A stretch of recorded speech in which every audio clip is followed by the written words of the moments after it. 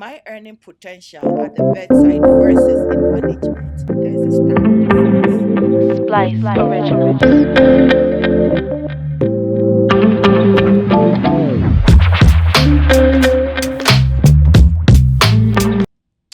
Hello, beautiful people. Welcome back. I am your girl, Nana Yaa Yeboaa. I am so happy to be back on to the online space after 3 weeks of a break or so. I needed to gather myself. Today's topic, I am going to talk about decision making and fear. I recently, or this morning, was my resignation date from my full time nursing position in a rural hospital here in Ontario. And when I was making that decision, it felt like, oh my goodness. And then what? I had another job lined up, but it paid less than what I earn as a bedside nurse. And I'm going to share with you some of the proponents I looked at when I was making this decision. So, if you are in any profession, I can only speak to nursing. If you are a teacher, you are a nurse, you are a physician, you are at any stage in your life and you're making decision, you need to be cautiously and mindful of it and ask yourself, is this what I really want to do? Now, I needed what to do that because number one, many bedside nurses, after 2 decades of being in this profession, many of us have injuries. Many of us have sustained post traumatic stress disorders. We carry so much baggage on us that we do not realize. And I have come to the understanding that if you do not take care of yourself, um, nobody else will.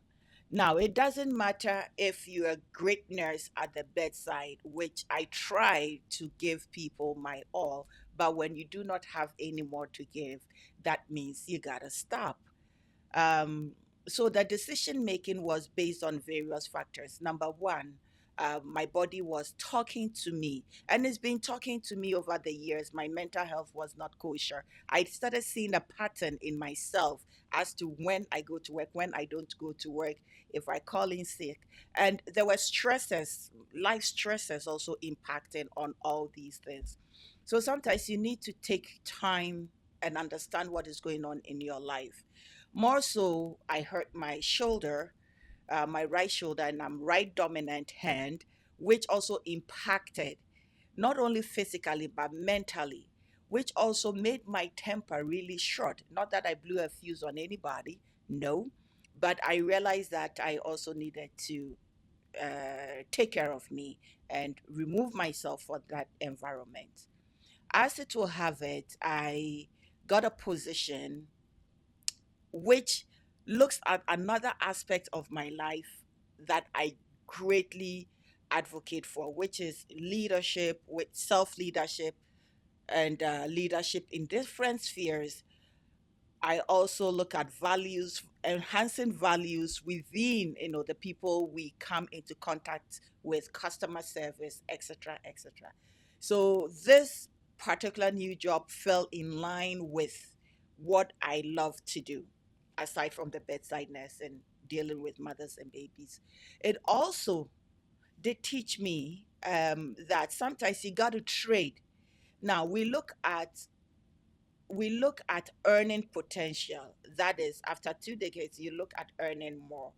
But sometimes you also look at, if I make this decision, which personally the decision I made did not look at earning potential going higher, maybe in a few years to come, yes. But my earning potential at the bedside versus in management, there's a stark difference. So, how am I going to deal with it? Number one, the body is not working, the mind is not staying put at the bedside. That means I have to trade that for my peace of mind outside that sphere of the bedside. If you know me, I am a very extroverted storyteller, nurse teller, educator, everything that you can think of. You give me a mic and we are good to go. So that means that transitioning into that space, even though it pays less, I'm also looking at the happiness factor. I am looking at my joyness factor. I am looking at my impact factor. I am looking at a whole host of factors that conclusively makes me. I'm also looking at all the skills that I have acquired by the bedside, people management, because a woman in labor is not an easy species or animal to deal with. It takes a lot. So, taking all these factors and framing it and applying it into this next stage of my life. The other proponent that I also look at is the opportunities this stage opens.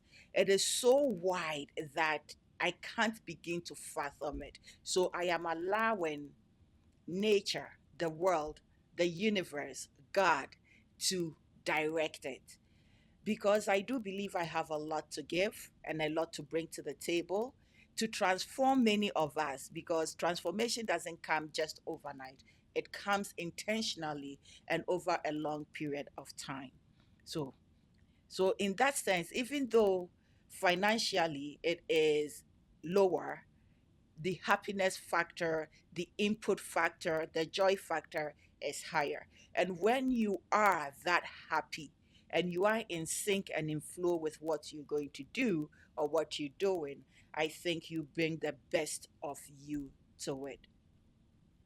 So, however, I should not forget to tell you about fear. See, in the interim, when I made this decision, and say, for instance, last night, I had a very active brain. This is when your mind decides to go against everything that you hold dear to you. When your mind decides to play that tricks of fear, running 1,000 miles per an hour, trying to, give you all the what ifs, what ifs, what ifs, and you trying to calm your mind to everything is going to be okay. We all go through that. So, as much as I tell people, mind your mind, I had to deal with it last night. Unwarranted fear of issues or problems that already had solutions.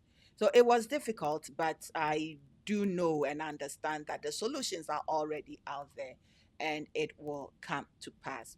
So that is my conversation with you today about, decision making and fear, and you know motivating yourself to get to your next level. Do not stay put in one place. Try to work and transcend. Invest in yourself, whether through educational courses, whether through self learning, whatever it is. Work towards who you really want to be. Thank you for watching the Nana Yaa Yeboaa podcast. And please, if you have not subscribed, please hit the subscribe button. It's always a pleasure. And I promise you, I will continue to do this work so far as I am 6 feet above and breathing this God given air called O2 oxygen. Thank you. Splice Original.